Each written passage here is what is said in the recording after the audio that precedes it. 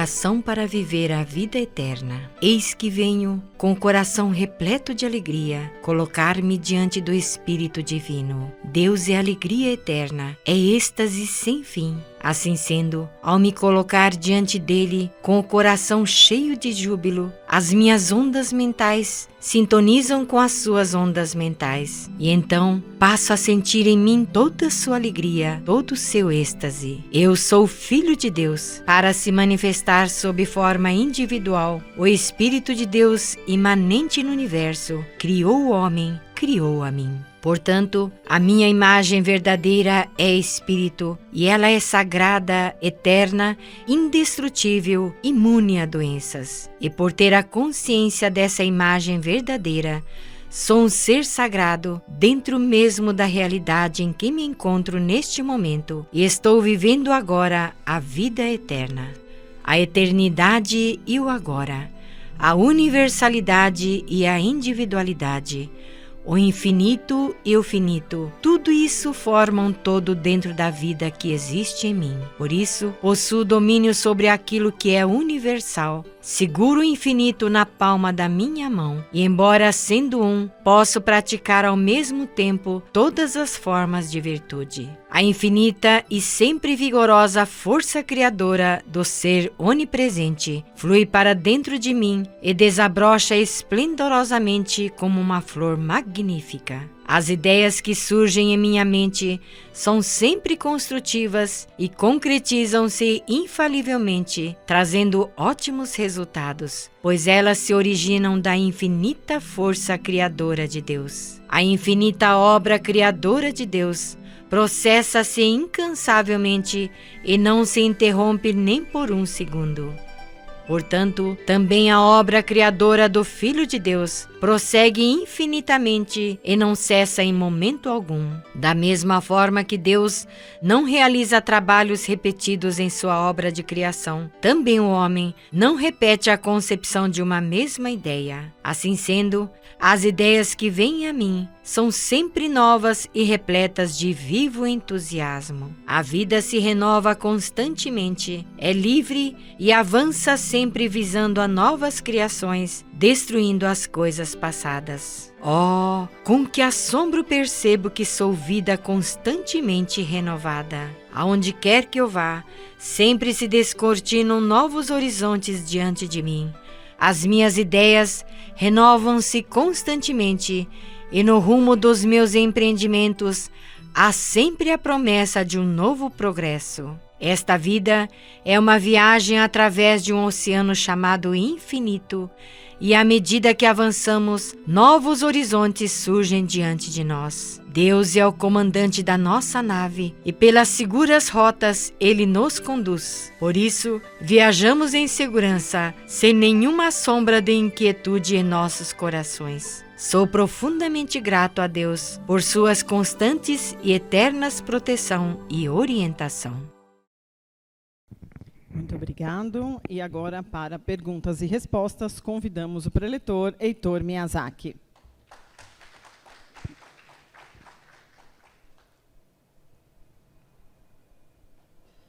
Boa noite.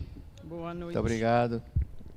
Então vamos para a aula 546, hein?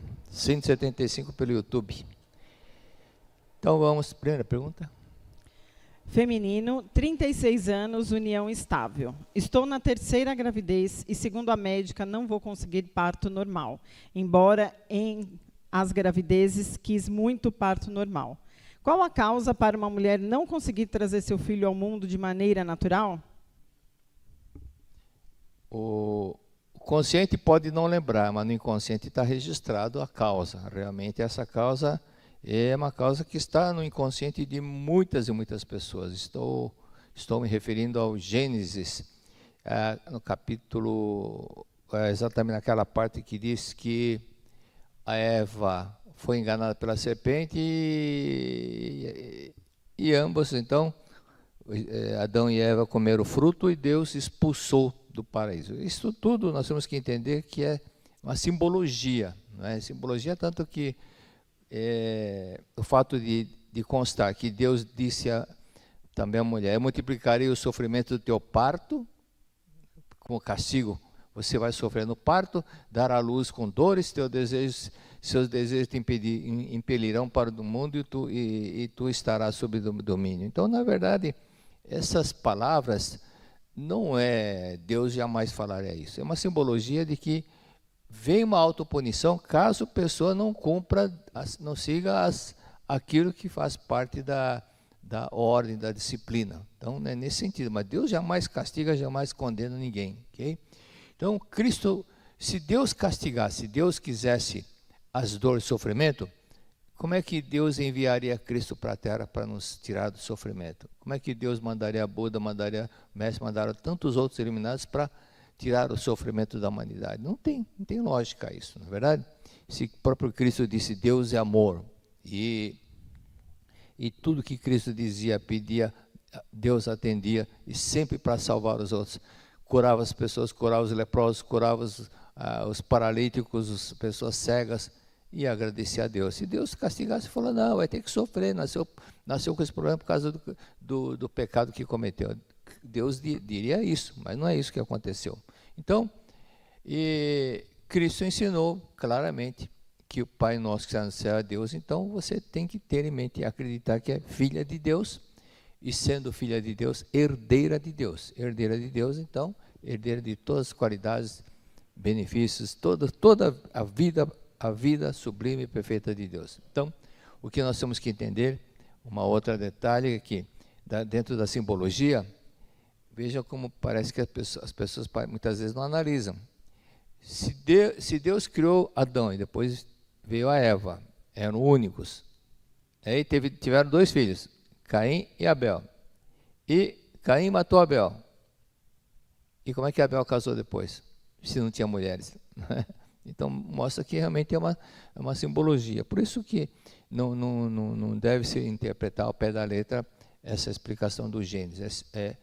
Tanto algumas partes que mostram que, na realidade, não... como é que a cobra foi conversar com a Eva? Se isso fosse verdade, estaria hoje. As pessoas encontrariam as cobras e ficariam conversando num zoológico, onde tem cobra, e estaria conversando. Então, o que acontece é que, vem do inconsciente, que quando as pessoas são crianças acreditam em tudo. Acreditam em Papai Noel, acreditam em lobisomem, acreditam em Saci Pererê, acreditam em tantas coisas. E quando cresce, ficou aquela simbologia. Por exemplo, o caso do tempo que falava da zebrinha na loteria esportiva, a minha sobrinha ficava com medo. Por quê? Porque de tantos pais ficarem falando que o bicho-papão vem pegar não sei o que, acreditou, ficou criando aquela imagem. Então, na realidade, você tem que compreender que você não veio para pagar o pecado de Adão e Eva, como muitas pessoas aprenderam dessa forma. Na aula no curso primário, na aula de catecismo, eu ouvi isso. Nós somos fruto do pecado, porque nascemos do ato pecaminoso. Viemos na terra para pagar o pecado de Adão e Eva. 7 bilhões para pagar um pecado? 7 bilhões de pessoas para pagar o pecado de um casal? Isso então não é uma coisa para acreditar. Por isso que tire da mente que mulheres vieram para sofrer, para pagar pecado. Então, e grave na mente a verdade, que a verdade vai te libertar. Leia o livro A Humanidade Isenta do Pecado 10 vezes cada capítulo. Eu nem sei quantas pessoas que estavam com problema durante a gravidez, inclusive 2 casos que eu me lembre, estavam para perder a criança por causa da hemorragia. Então eu falei, leia imediatamente, começa a ler 10 vezes cada capítulo do livro A Humanidade Isenta do Pecado. Porque no inconsciente ainda você tem aquela ideia do pecado, que tem que pagar o pecado, coisa que você traz de muitas encarnações anteriores, de que é pecador que tem que pagar o pecado. Então purifique isso da mente, elimine da mente essa crença errônea, esse pensamento errado, ou seja, se deseja purificar, né, o que vai projetar, que você vai projetar nesse mundo fenomênico, você deseja purificar esse mundo da projeção, ou seja, você deseja que não ocorra nada disso, e você consiga ter um parto normal, então purifica a matriz da mente, lendo esse livro, A Humanidade Isenta do Pecado, ok? Várias vezes. Inclusive, próprio professor Camilo Kusumoto, que fez a compilação lendo os 40 volumes da Verdade da Vida e extraindo todos os textos que falavam sobre karma e pecado. Foi aí que surgiu esse livro, A Humanidade Dizendo o Pecado, que na verdade faz parte da coleção dos 40 volumes da Verdade da Vida. Então, vai lendo os 10 vezes cada capítulo. Alguns trechos são profundos, mas vai lendo, que uma hora você vai entendendo aos poucos, tá bom? E repita 10 vezes assim que acordar: sou filha de Deus, Deus é meu pai, Deus é minha mãe, eu sou filha de Deus. Imagine a cena de você concebendo a criança, e mais ainda, imagine, faça esse filme mental. Imagine você dando à luz, mais ainda, sem dor, sem nenhuma dor, ok? Já muitos casos aconteceram na Seitonê. Faça isso todos os dias, essa imagem na mente, e na parte da manhã, antes de dormir também. E agradeço, obrigado, terei um parto normal sem dor, Repita isso várias vezes, porque, embora a médica tenha dito isso para você, tenha em mente que o físico, quem fez foi você, não foi a médica que fez seu físico, que fez seu corpo, ok? Você era um óvulo fecundado que foi se multiplicando para 2, 4, 8, 16, foi se multiplicando até chegar a ter essa quantidade de 75 trilhões de células no seu corpo. Mas ela é sua escultura. Então você pode, se você pode mudar isso, pode. Se você pensando no limão, aparece água na boca, ou seja, no corpo ela vai aparecendo, vai refletindo todo o seu pensamento e sentimento. Então a pessoa fica nervosa, começa a dar problema intestinal, dá, né? A doutora Flanders, ela comentou que a cárie, por exemplo, a pessoa fica muito irritada, muito azeda, cara azeda, nervosa, irritada, aquela saliva sofre transformações químicas que faz com que corroa os dentes, por aí que nasce a cárie. Então a própria saliva vira veneno de acordo com o nosso estado emocional. Então, da mesma forma, pessoas antes do exame começam a sentir dores estomacais, é porque aquela saliva foi se transformando e começou a criar uma acidez no estômago. Bom, então acredite nisso e faça conforme eu mencionei. Segunda pergunta. Masculino, 70 anos, casado. Meu primeiro filho do primeiro casamento tem 38 anos. Tem sofrido periodicamente de esquizofrenia. Depois de algumas práticas da Seichonoye, ele melhorou muito. Porém, há 2 semanas, a doença se manifestou novamente e está muito agressivo. Por favor, professor Heitor, me oriente para solucionar esse problema definitivamente. Bom, temos que entender que a esquizofrenia, como muitas doenças, ela pode ter 2 causas, ok? A psicossomática e a causa espiritual. Então, vamos primeiro na parte psicossomática. Médicos, psiquiatras, psicanalistas de renome mundial, como o Dr. Henry Stack Sullivan, concluiu que alguns pacientes esquizofrênicos tornaram-se ansiosos na infância. Por quê? Porque a mãe era ansiosa. Então, e o Dr. Kaplan e Sadok, 2 médicos psiquiatras psicanalistas, escreveram um livro enorme mesmo, grande, alto, dessa altura aqui, grosso assim eu tenho esse livro, e aí nesse livro eles mencionaram o seguinte, a explicação de 3 médicos psiquiatras, Dr. Gregory Bateson, Bateson, né? Duplo vínculo, escreve duplo vínculo. A criança é colocada numa situação e deve escolher uma, mas ambas não lhe agradam. Então dá para entender que a criança fica dividida e não está apoiando a atitude do A e nem do B. Para um bom entendedor, meia palavra basta. Ou seja, conflito entre os pais, na qual a criança não gostou da atitude do pai nem da mãe. É isso que ele quis dizer. E Dr. Theodore Elides, uma luta de poder, na qual um dos pais é dominante. Quando um dos pais é muito dominante, quer impor, tem que ser daquele jeito, a criança também não aceita isso. Isso faz também, começa o início do problema da esquizofrenia, porque esquizofrenia é um problema que dá na cabeça. Então, a cabeça é superior, por isso que está ligado aos pais. E Dr.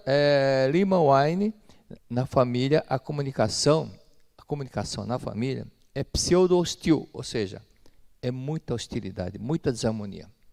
E para um exemplo de tudo que eles disseram, e antes de eu ter lido todas as explicações deles, já contei, mas já faz uns 15 anos que aconteceu ou mais, em Biúna. Uma senhora tinha com esse mesmo problema, o filho tinha esquizofrenia e estava internado na clínica.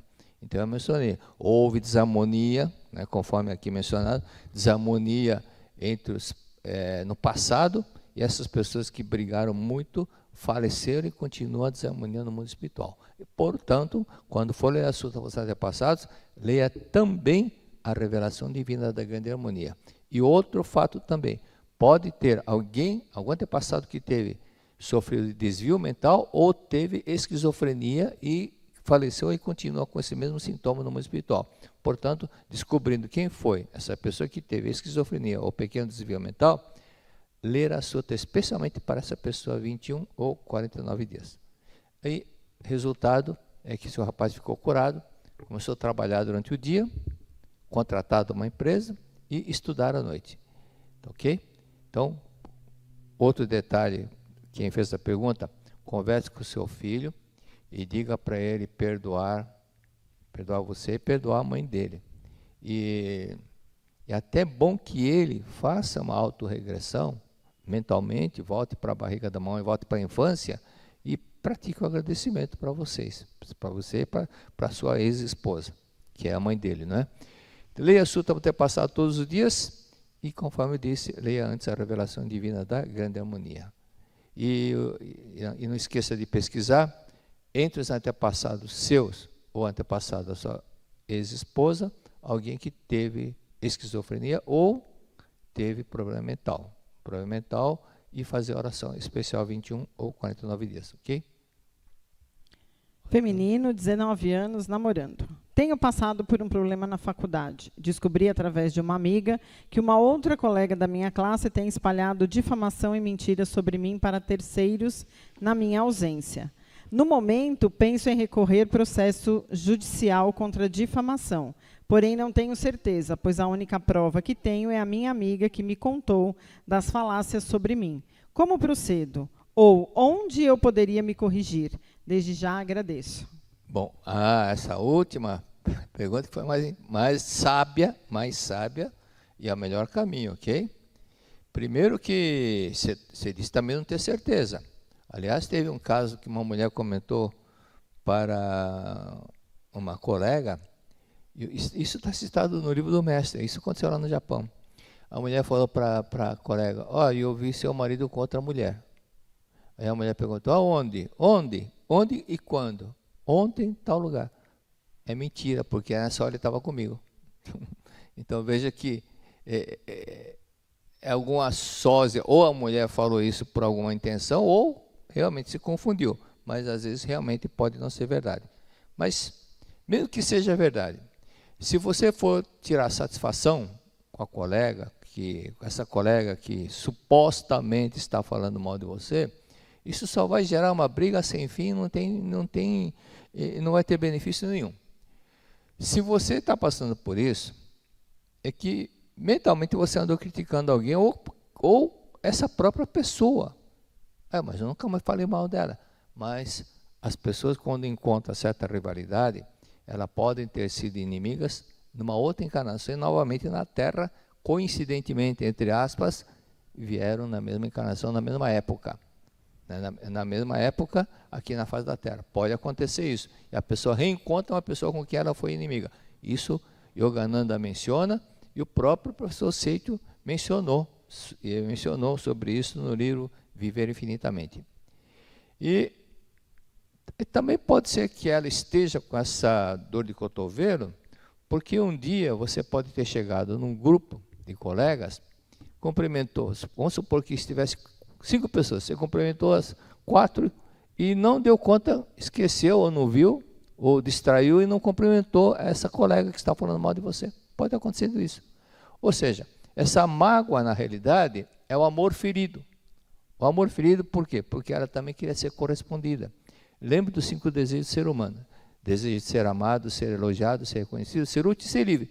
Como ela quer a sua amizade e você não a reconheceu, ou não deu aquela atenção, ou não cumprimentou-a, né? Ou não viu distraidamente e ela pensa que você não quis cumprimentá-la, mas pode ser que distraidamente você não viu, né? Então, pode ter acontecido isso.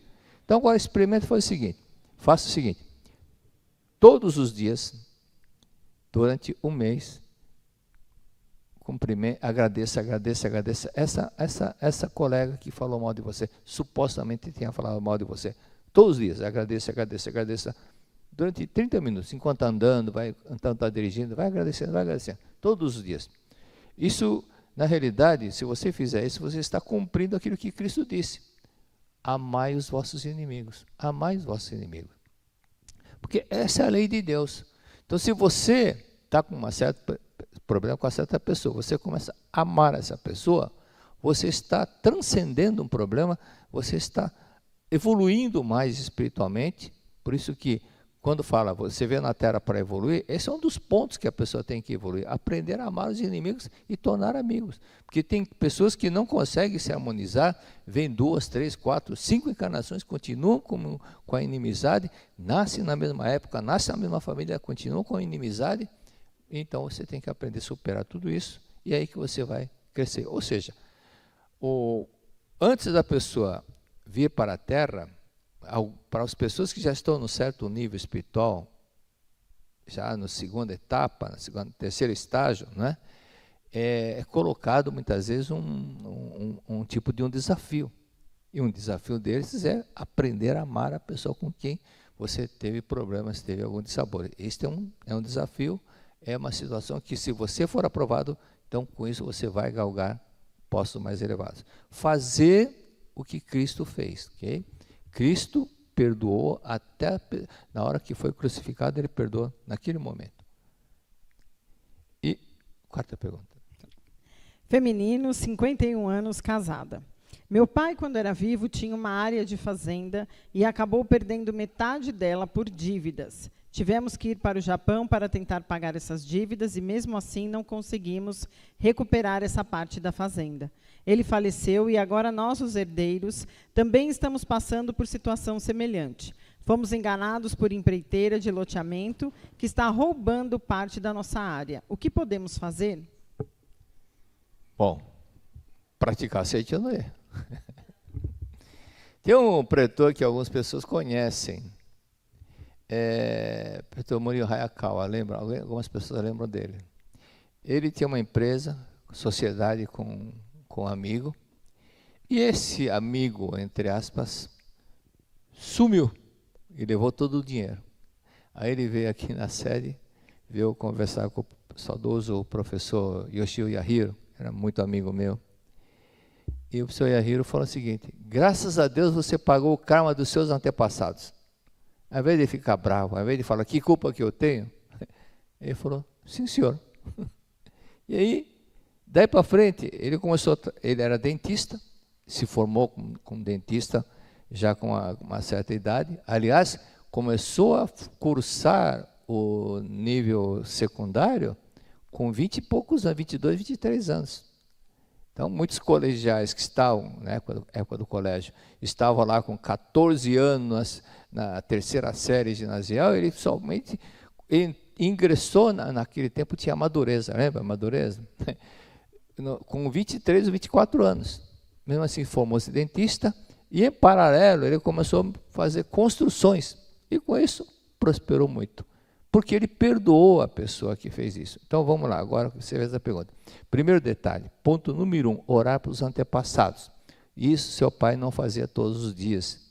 E não somente orar, não somente ler a sutra, sagrada chuva de néctar, mas também visitar os túmulos, os jazigos deles, 2 a 3 vezes por ano e providenciar a sua limpeza. Outro detalhe. Detalhe número 2, seu pai faleceu muito triste, deixando para os filhos essa dívida. E isso gera o que dentro dele? Um sentimento de culpa.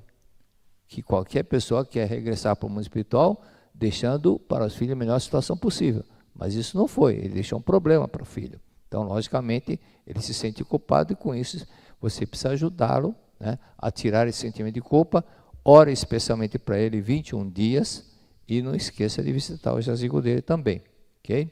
Terceiro detalhe, Cristo disse o quê? Sede simples como a pomba, mas prudente como a serpente. Então, contrate o advogado para entrar nisso, né, para verificar esse caso que essa empreiteira está fazendo. Se estão roubando parte da terra, deixe que a justiça da terra resolva esse problema também. Aí não é questão de ver a imagem verdadeira das pessoas que estão fazendo isso, não. Tem que separar o joio do trigo. Aqui na terra existe a justiça para que seja feita a justiça verdadeiramente, ok? Verdadeiramente. Então, é importante que você faça dessa forma. E outro detalhe, imaginar, eu estou falando o verbo imaginar porque é fundamental para a força, a oração tem a força, muita força, você imaginar a cena de que aquela terra que foi perdida já estão em posse de vocês.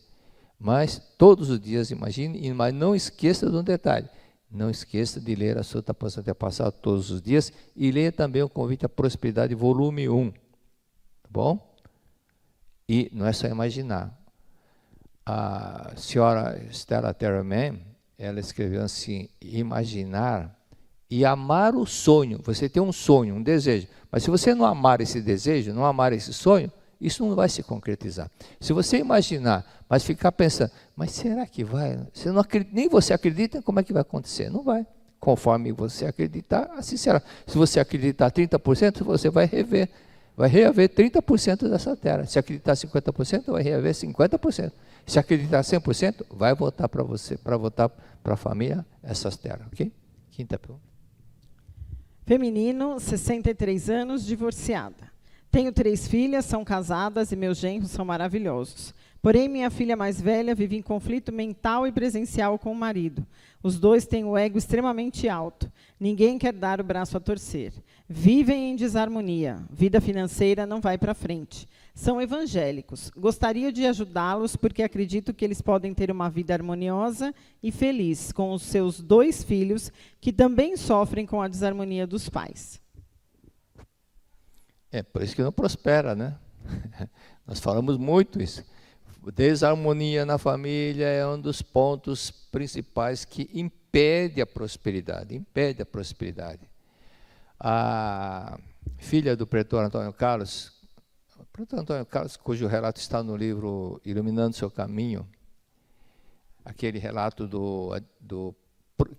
daquele pretor que fez o exame para Procurador-Geral da República, lembra?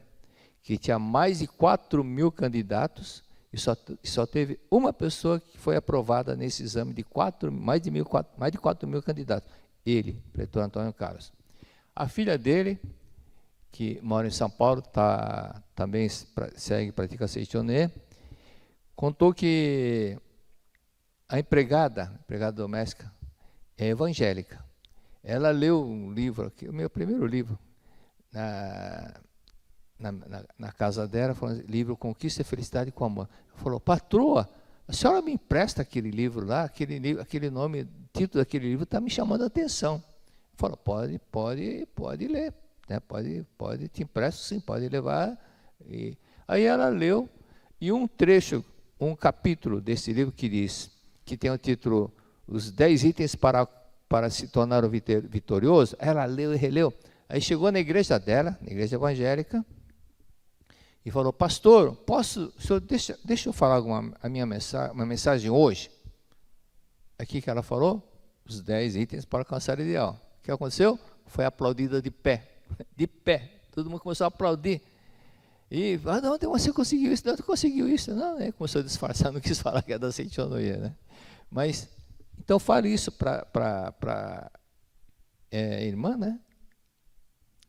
Filha, né? Para a filha, para o genro. E fala, vocês querem ter sucesso? Leia esse livro, Conquista a Felicidade com Amor. Por quê? Para aprenderem a perdoar. Para aprender a perdoar um ao outro. E aprender a ouvir, porque ali também eu menciono sobre aquele código dos indígenas norte-americanos, que fala sobre da postura, da harmonia, de saber ouvir, né? Esperar o outro falar para depois falar também. Então, tudo isso eles vão aprender no livro Conquista a Felicidade com Amor. E também, uma senhora, quando ela leu o livro, ela disse, eu prosperei graças ao livro. Eu falei, mas como? Por quê? Né? Não entendi. Se eu não falo sobre prosperidade no livro, como é que ela conseguiu prosperidade? Então, conta a história, como é que foi? Eu falei, eu tinha muita mágoa do meu marido faleceu, e quando eu li o livro, aprendi a perdoar meu marido, o falecido marido. Mas quando eu perdoei meu marido, eu descobri que ele tinha deixado um terreno para mim. Então, prosperou também, tá vendo? Acabou o tempo. Muito obrigado. Muito obrigado, você que está nos assistindo agora, atendendo muitas pessoas que querem, onde podemos assistir alguma palestra, e às vezes a pessoa está num momento difícil, precisando de uma palavra amiga. É só se inscrever no YouTube, e ali você tem uma série de programas, de gravações, de palestras que foram feitas na TV e que muitas pessoas poderão se beneficiar através dessas palestras. Você assistindo, você vai se ajudar e também poderá ajudar muitas e muitas pessoas. Muito obrigado. Muito obrigado. Nesse momento, daremos início ao estudo e, para isso, convidamos o preletor Heitor Miyazaki.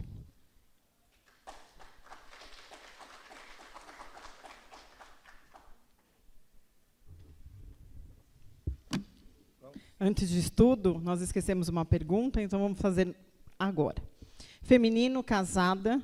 Meu pai fez 3 anos de falecimento em julho e estava com o sentimento de ir ao cemitério. E acabei que não fui. Nem liguei. Tive algumas oportunidades de atualizar o endereço e não lembrei de fazê-lo. Estive na minha cidade natal e onde está o cemitério, para o nascimento da minha neta no final de julho. Nesta oportunidade estava chovendo muito e deixamos para ir da próxima vez, pois com minha mãe a exumação foi feita com 3 anos e meio.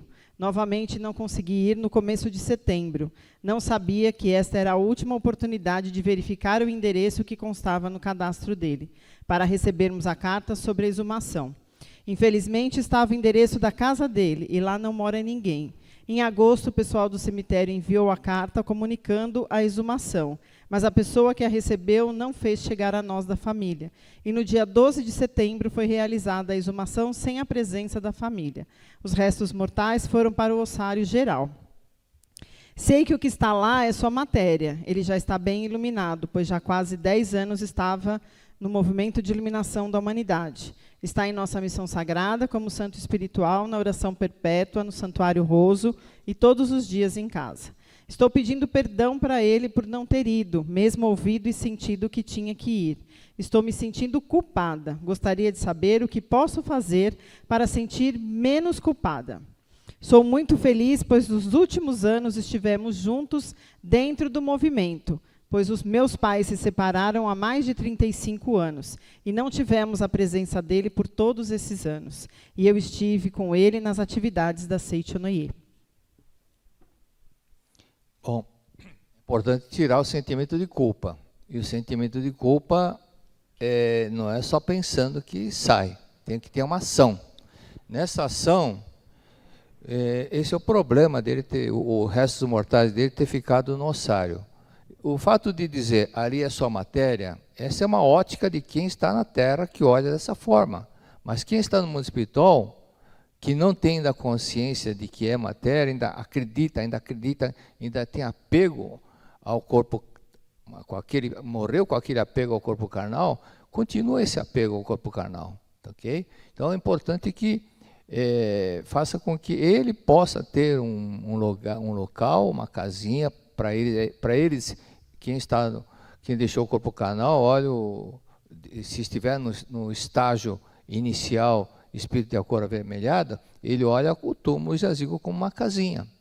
Então é isso que é importante providenciar. Então mesmo que eles separaram, né? Então seu pai e sua mãe separaram. Então mesmo caso, se onde ele foi enterrado, não dá para comprar um jazigo que seja de gaveta, e colocar o nome dele, ou colocar o nome do jazigo, já que o cemitério implica não colocar o nome da pessoa, então coloca o sobrenome da família, o jazigo da família. E ali diga para o papai, papai, aqui fica a sua casinha, né? E se foi muito recente essa exumação, pode ser que ainda os restos mortais dele esteja num local, foi levado para ossário, mas dependendo do cemitério, pode ser que esteja separado os restos mortais dele com o nome, pode ser que esteja. Se estiver, então, transfira já para jazigo. Então é importante que corrija essa parte para ficar livre desse sentimento de culpa. Mas se não for possível dessa forma, e já misturou com os outros restos mortais de outras pessoas, tudo junto lá, então, pelo menos faça uma oração 49 dias para ele, especialmente para ele, evoque o nome dele, peça perdão, não é meia dúzia de perdão. A oração do perdão, quanto mais fizer, mais o sentimento de culpa vai desaparecendo. Então, da mesma forma, quando fala, você me perdoe, Pai, me perdoe, e sinta que Ele está te perdoando, ok? E procure também, dentro daquilo que eu falei, se possível, comprar um jazigo e coloque o sobrenome da família no jazigo e fala, papai, aqui é a sua casinha. Então, isso eu mencionei uma vez, eu falei hoje ela está no hospital, uma pretora, que eu vi que ela estava com mágoa do pai. Eu falei, vá na frente do túmulo do seu pai e peça perdão. Mas ela falou, mas ele não tem túmulo. Tá no ossário, foi tudo para o ossário. Então fala para sua mãe comprar um e comunique seu pai, que agora já tem um túmulo, que ele poderá também instalar-se, utilizá-lo como o jazigo dele. E aí a mãe, que era a pretora, chamou todos os filhos para que fosse lá inaugurar, entre aspas, o jazigo, que não tinha ninguém enterrado lá, mas oficialmente e mentalmente eles falaram, papai, esse jazigo é do senhor também, ok? E nisso começaram a acontecer coisas maravilhosas. Uma filha que queria, sonho dela era ir para os Estados Unidos, acabou indo, escolhida pela empresa, que é uma filial lá na Bahia, foi escolhida para que ela fosse representar a empresa. Falou, mas a matriz fica em São Paulo. Falou, não, mas é você quem vai. E o outro filho que estava desempregado, dentista, e olha, já faz uns 25 anos que aconteceu, ou mais, desempregado, conseguiu um emprego na mesma semana para trabalhar meio período e na ocasião ganhar em torno de 5 mil reais por mês, só trabalhando 4 horas por dia. Então tudo isso começou a acontecer em resposta ao fato da família ter dado toda essa atenção. E pratique essa oração também, a oração sagrada especialmente para ele. O fato de dizer, faz 10 anos que ele está recebendo a oração, nós temos que entender o seguinte, leia o relato do Edson Pardin, ou do Sr. Lourenço Mir, que está no livro Iluminando Seu Caminho. O bisavô dele tinha morrido há mais de 60 anos, tinha falecido no ano de 1920, só que o bisavô dele ficou dormindo muito tempo, ele ficou dormindo no mundo espiritual, e só acordou depois de 50 e poucos anos, 60 anos depois que ele acordou. Então, o fato da pessoa, 10 anos que eu estou lendo a Sutra, será que ele entendeu? Se ele está dormindo, ele não entendeu nada. Então, ele vai entender depois que desperta no mundo espiritual. Quanto tempo fica dormindo? Isso de acordo com o karma, de acordo com o grau de conscientização de cada espírito. Alguns podem demorar 5 anos, outros 10 anos, outros 40 anos, 50 anos. Tem casos de espírito que estão dormindo ainda 200, 300 anos. Okay? Então, tudo isso é muito relativo. Por isso, faça essa oração especialmente para ele. Ok? Rita e Graça, muito obrigado, viu? Obrigadão, muito obrigado. Vamos lá? Podemos, então, agora ir para o estudo? Vamos lá. Então, por favor. Agora é comigo. Agora é com o senhor. Estou esperando a pergunta.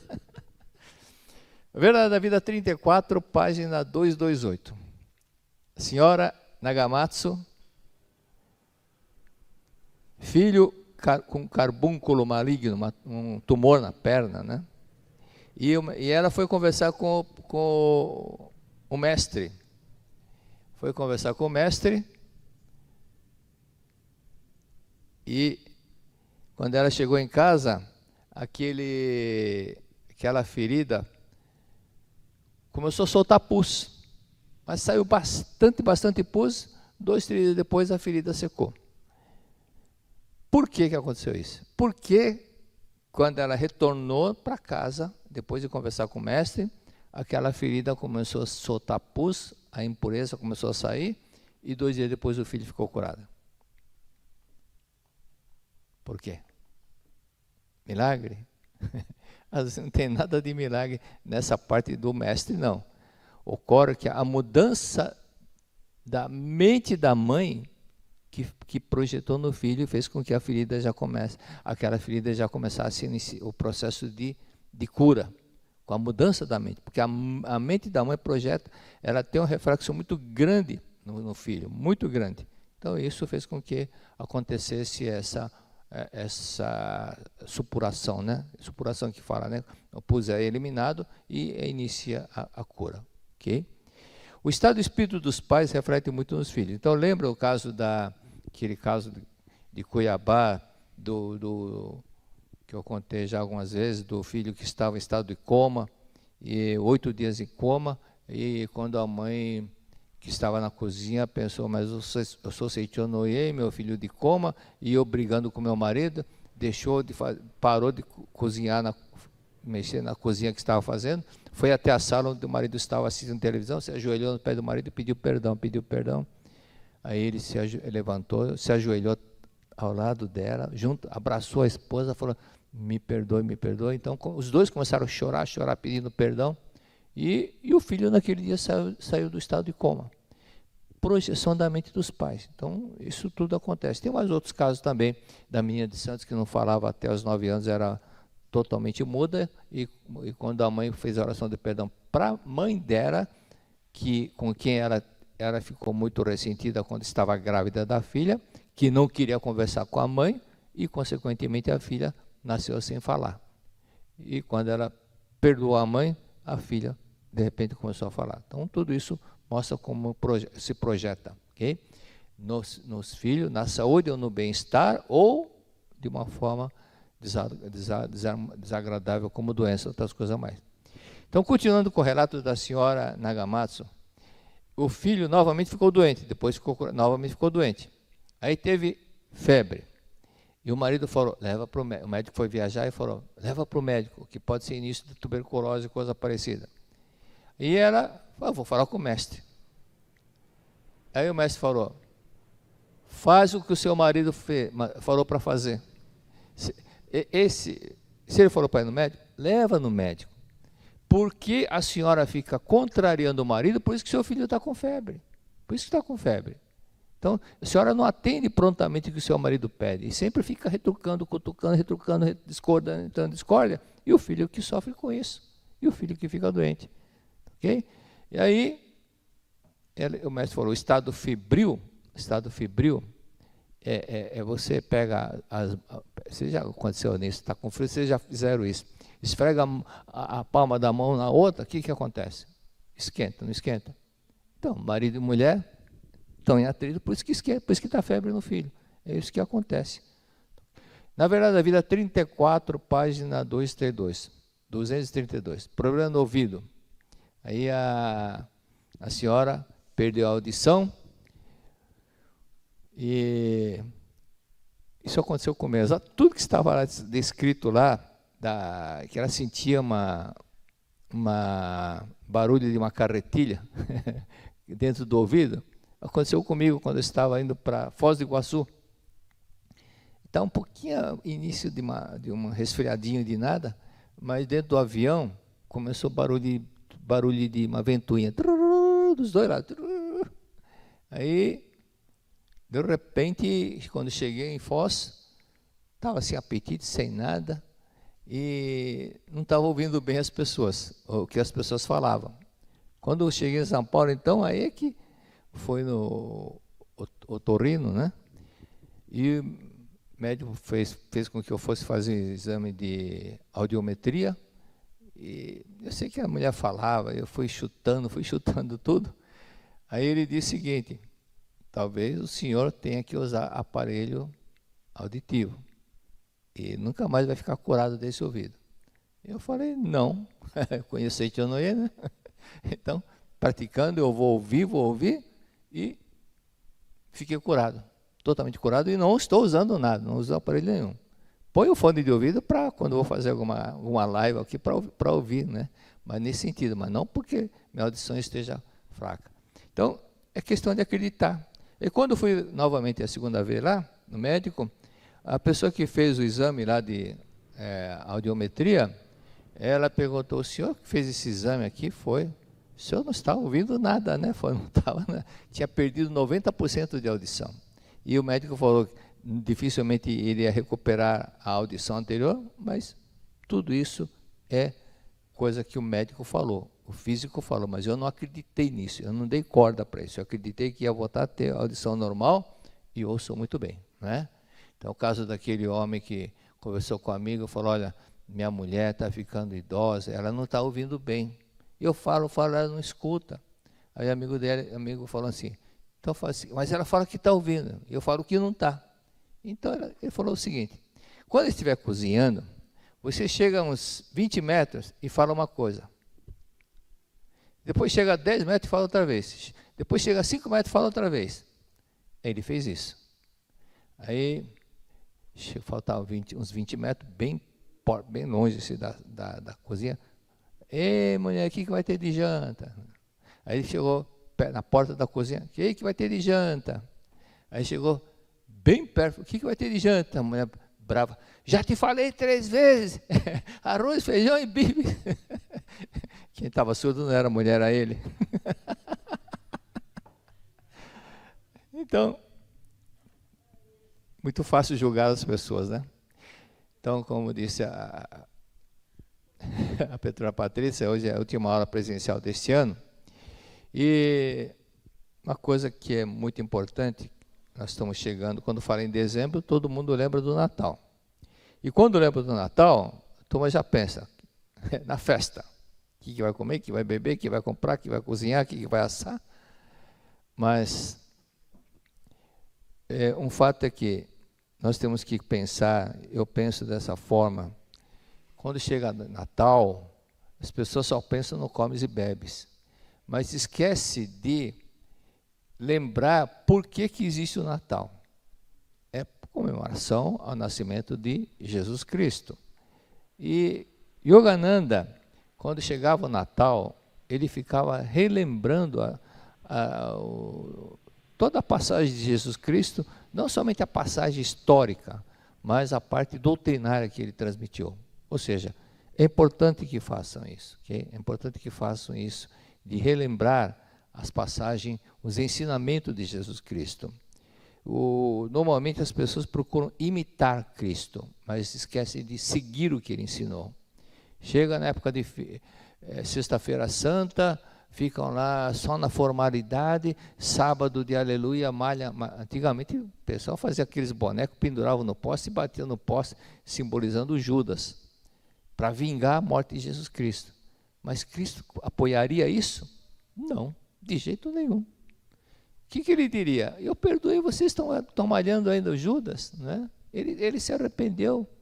Por isso, ele se arrependeu do que fez, de ter vendido, feito a acusação de Cristo em troca de 30 moedas, por isso que ele se enforcou. A autopunição foi tão forte que ele se matou. Então, Cristo perdoou. Mas que nós temos que fazer exatamente isso. Então, por isso que, vamos falar um pouquinho, então, Recapitulando a Verdade da Vida, volume 30. E sobre evangelhos, acredita que o primeiro evangelho foi de São Marcos, e depois, baseado no evangelho de São Marcos, então veio São Lucas e São Mateus. Mas nenhum evangelho foi escrito na época que Cristo esteve presente. O que Cristo falava, ninguém ficou anotando. Primeiro que pouquíssimas pessoas sabiam escrever. Então, é lógico que, se o pessoal vai lembrar tudo que ele falou, na íntegra, não, naquele tempo não tinha gravador. Se tivesse hoje, imagine se tivesse celular naquele tempo, teria fotografado, filmado o que Cristo falou, não é verdade? E ainda fala, Mateus, olha, aqui é o João. Teria falado, olha, Jesus Cristo vai estar em tal lugar, não perca, tá, manda o WhatsApp. Mas não tinha nada disso, nada disso. Então, no Evangelho de São Mateus e São Marcos, São Mateus e São Judas foram baseados em São Marcos. E um pastor, no término da reunião lá, do culto, ele falou para todas as pessoas: olha, lição de casa, a próxima aula nós vamos estudar sobre a mentira, ok?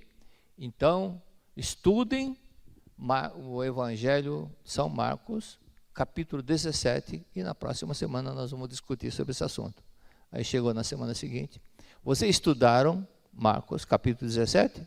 Sim, senhor. Falei: mentira, que só vai até o 16. Então pegou no flagra. Okay. Então vamos lá. Então, para melhor guardar o ensinamento, Cristo disse: se sabeis dessas coisas, sabeis dos mandamentos, guardai os mandamentos. Então vamos guardar, mas recapitulando, guardando um pouco mais algumas partes do Sermão da Montanha. O Evangelho, você sabe que a Bíblia tem várias traduções. Então, essa tradução, a Sociedade Bíblica Brasileira é muito semelhante a essa tradução que está aqui agora. Okay? E, vendo Jesus aquela multidão, subiu a um monte, e tendo-se sentado, aproximaram-se dele os seus discípulos. E ele, abrindo a boca, os ensinava, dizendo: olha o detalhe aqui. Aproximaram-se dele os seus discípulos. Então, Cristo não veio para ser um ídolo, ele veio como mestre, para ensinar. Por isso que usando a palavra discípulos. Então, as pessoas têm que entender que se ele veio como mestre, tem que seguir o mestre. Siga o mestre. Pratique o que o mestre ensinou. Faça o que o mestre falou para fazer. E Cristo disse: bem-aventurados os pobres de espírito, porque deles é o reino dos céus. Mateus capítulo 5, versículo 1 a 3. O grande problema aqui, nas pessoas entenderem, é essa expressão aqui: pobres de espírito.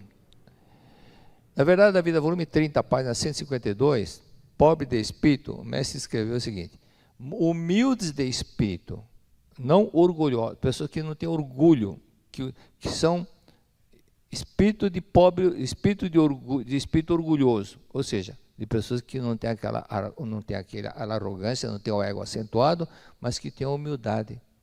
E esse é um problema sério. O orgulho, diz o mestre, escreveu na Verdade da Vida 30, é demasiado amor próprio. Amor próprio. Por que amor próprio? Por causa do ego, eu. O amor próprio constitui o maior obstáculo para quem procura se aproximar de Deus. O maior obstáculo para chegar a Deus é o ego mesmo, é o egoísmo.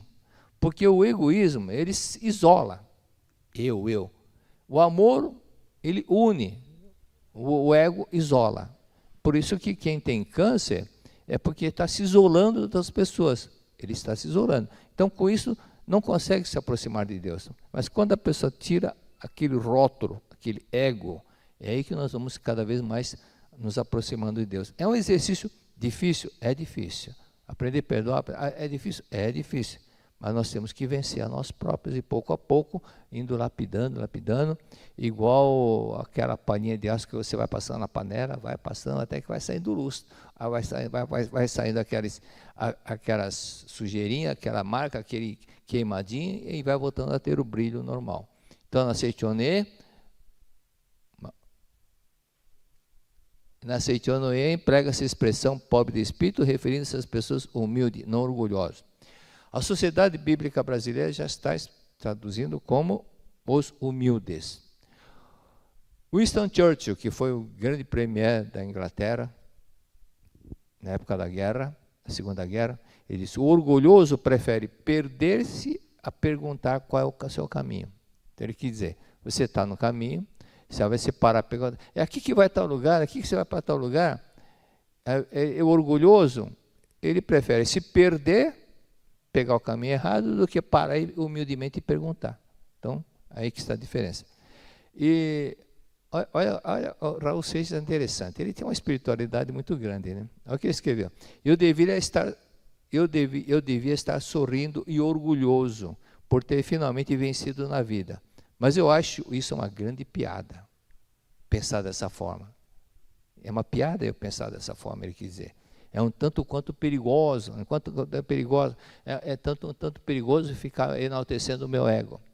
Aí no livro, não sei se eu escrevi no livro Conquista e Felicidade com Amor, meu pai me disse uma vez, no campeonato de sumô, no sumô tem várias categorias, até aquele que chega na categoria máxima.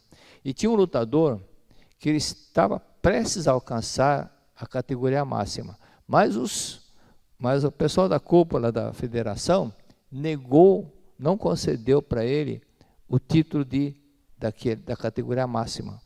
Por quê? Porque numa das lutas que ele venceu, ele ficou vibrando. Isso é falta de respeito para o adversário que perdeu a luta. Por isso que ficar fazendo aquilo que o jogador de futebol faz, o time que sofreu o gol, ele se sente humilhado. Então, isso não é uma coisa que os japoneses e os chineses, que sempre procuraram anular o ego, não gostam de fazer isso, de que enaltecer. Cristo também falou sobre isso. Aquele que se exalta será humilhado, e aquele que se humilha será exaltado, né? Essas palavras de Cristo, não queira mostrar o seu ego, ok? Continuando. Na Bíblia, a parte de Paulo, Coríntios, novamente o Coríntios está aí, ó. Ele diz, olha que frase bonita aqui, um poeminha que ele fez, está no Coríntios capítulo, acho que deve ser o livro 1, Coríntios capítulo 13, versículo 1 a 7. Quem ama é paciente e bondoso. Quem ama não é ciumento, nem orgulhoso, nem vaidoso. Quem ama não é grosseiro, nem egoísta. Transcende tudo isso, né? Não fica irritado, nem guarda mágoas. É um amor bem elevado. Quem ama não se alegra com o erro, mas goza a honestidade, usufrui da honestidade. Quem ama nunca desiste, porém suporta tudo com fé, esperança e paciência. Então essa última frase, quem ama nunca desiste, porém suporta tudo com fé, esperança e paciência. Eu lembro que quem passou por isso foi a esposa do Nelson Gonçalves, aquele cantor famoso da década de 60. Ele tinha problema com drogas, né? De vez em quando ele batia na esposa, e a esposa sempre teve aquela paciência, suportou, e a esperança até que um dia ele deixou realmente a droga. Verdade da Vida 30, página 155. Bem-aventurados que choram, porque serão consolados. Os que choram, que serão consolados. Esse chora não é abrir o berreiro, mas fazer uma autorreflexão, uma autoanálise e verificar onde é que cometeu aquele erro e procurar corrigir a si próprio. Então, é chorar o falso eu. E na página aqui, tem vários exemplos, né, de pessoas que fizeram autorreflexão e corrigiram o falso eu. Uma delas que eu gosto muito é da Verdade da Vida, volume 18. Lembra da senhora Mia? Então ela fazia uma autorreflexão. Então, exemplo de chorar o falso eu, muito bacana, é esse daqui, ó. A senhora Mia, aparentemente eu era docilidade em pessoa. Nunca tomava atitude alguma que denotasse egoísmo. Sempre era paciente e resignada, aceitando sofrimentos, reprimindo meus caprichos, porém, todavia, contudo, né? Mas no fundo era caprichosa. Por exemplo, gosto muito de passear, de visitar amigos, mas meu marido não apreciava muito essa minha tendência. Por isso, quando eu lhe dizia, gostaria de ir na casa da fulana, respondia sempre, não precisa ir. E eu, sem replicar, obedecia-lhe docilmente, dizendo, está bem. Mas descobri que por trás desse está bem, eu ocultava o pensamento, ora bolas, bem que ele podia me deixar dar o consentimento, afinal não vejo nada demais. Descobri que sob a minha aparente docilidade, escondia-se uma mente indócil e caprichosa. Ah, eis o meu erro. Assim pensei e tomei a decisão de me corrigir. Chorou falso eu. Ela viu que havia uma pequena falsidade dentro dela. Ela falou, tudo bem, mas por dentro ela reclamava. Por que não me deixa aí? Então havia uma indocilidade. Cerca de 15 dias depois, quando eu tomava a refeição com a minha filha, ela disse, que será isso que estou mastigando? Parece borracha, não consigo cortá-la com os dentes. Ela continuou mastigando, mas desistiu e tirou da boca para ver o que era. Era um pedaço de pele de frango. Então percebi que minha filha havia mudado. Ela sempre detestara frango e peixe, entre outros alimentos. Se houvesse um pedacinho de pele de frango no prato, sua reação seria imediata. Ai, que nojo! Assim reclamando, afastava o prato. Essa mesma criatura estava agora fazendo o possível para mastigar a pele de frango. Ela mudou e a filha mudou também. Perceberam? Ela mudou, a filha mudou também. Então, isso é chorar o falso eu. Quando tomei a firme decisão de corrigir a minha mente, a aversão, a repulsa, né, da minha filha por certos alimentos desapareceu. E ela passou a comer toda e qualquer iguaria sem reclamar. Dias depois, ao se servir de peixe, ela perguntou: mãe, que peixe é esse? Está uma delícia. Ela sempre detestara peixe por causa do cheiro. Fiquei surpresa com essa transformação, mas dissimulei e respondi-lhe naturalmente: é cavalinha, não é mesmo gostoso? E ela exclamou: cavalinha? Puxa, como é gostoso, não tem cheiro nenhum. Nunca mais eu vi a minha filha reclamar. Até então, eu pensava que ela fosse enjoada em matéria de comida, mas percebi que, na verdade, esse capricho era reflexo da minha mente caprichosa. Ok? Então, se sua filha reclamar do giló, muda sua atitude mental. Acabou o tempo. Muito obrigado. Comece bem o seu dia. Adquira as Palavras de Luz 2023 Preceitos Diários.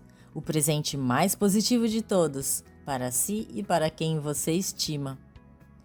Para cada dia do mês, uma mensagem que preenche o lar e o ambiente de trabalho com vibrações positivas, manifestando no seu cotidiano a felicidade, a saúde e a prosperidade.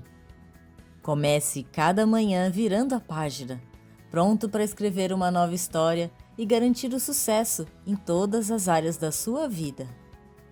Assim que acorda ou começa o expediente, ao atualizar a mensagem do dia, você renova as energias, recebe a luz das palavras positivas e faz com que tudo ao seu redor seja tocado pela vida de Deus emanada dessa publicação sagrada. Você encontra as Palavras de Luz 2023 Preceitos Diários em seus formatos tradicionais, de parede e de mesa. Para mais informações, acesse a nossa livraria virtual, livrariasni.org.br ou pelo WhatsApp 11 5074 4180. Você também encontra indo presencialmente até uma de nossas sedes espalhadas pelo Brasil. Verifique a mais próxima da sua casa na aba Onde Encontrar em nosso website. Palavras de Luz 2023 Preceitos Diários. Agracie a si mesmo e a quem você estima com o presente mais positivo de todos. Muito obrigado!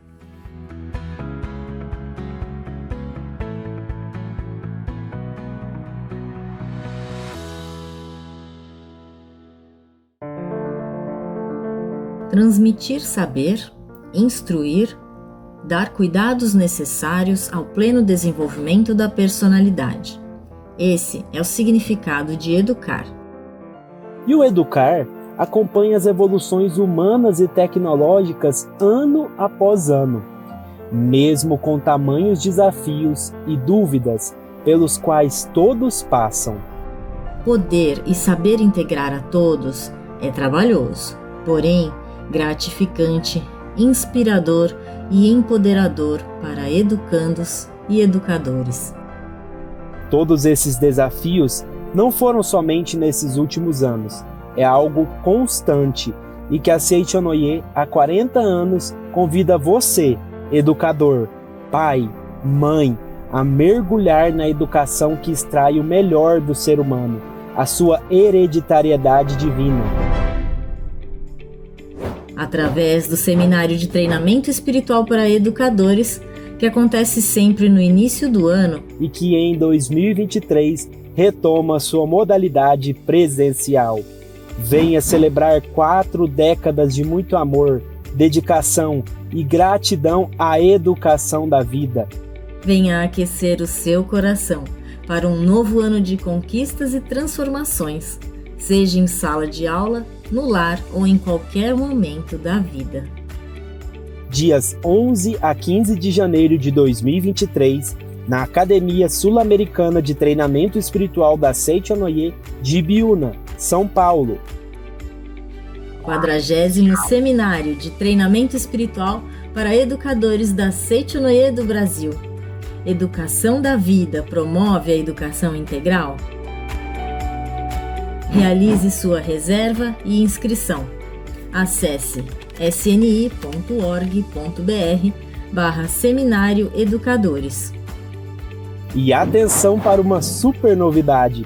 Em paralelo ao nosso evento, acontecerá o Seminário de Treinamento Espiritual de Oferenda de Trabalho para Juvenis de 11 a 14 anos.